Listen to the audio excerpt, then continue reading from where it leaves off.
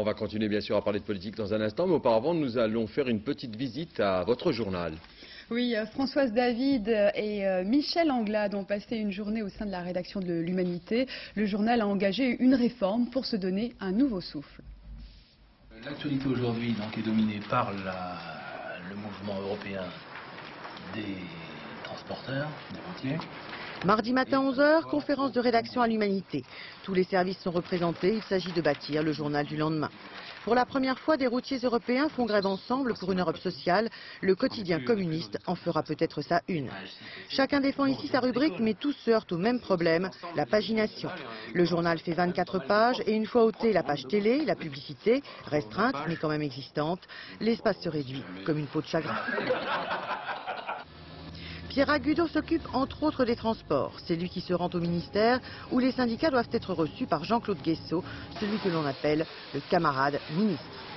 De son journal et de son propre rôle, il a des idées bien précises.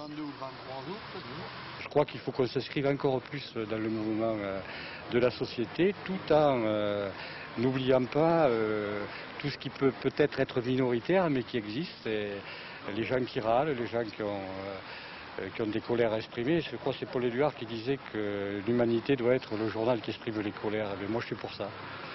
Moi, je suis d'abord journaliste. Ensuite, je suis militant hors du journal, puisque je suis membre du PCF, et militant, même élu dans une commune. Mais je suis d'abord journaliste. Je fais mon travail de journaliste. L'Humanité n'est plus l'organe central du Parti communiste, elle reste cependant le journal du parti. Depuis quelques mois, une réflexion est engagée sur une large réforme du quotidien.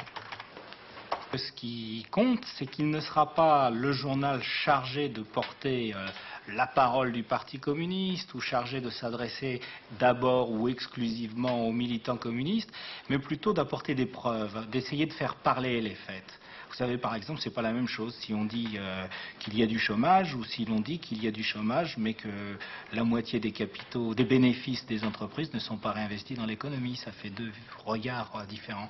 Je crois que c'est davantage ça la mission de l'Humanité. Toujours communiste donc, mais plus ouvert aux autres, avec en prime une maquette rénovée. Ce sera normalement pour le milieu de l'hiver. La réforme paraît en effet urgente. Le journal souffre d'un déficit financier chronique et seul un militant sur 5 lit le quotidien de son parti.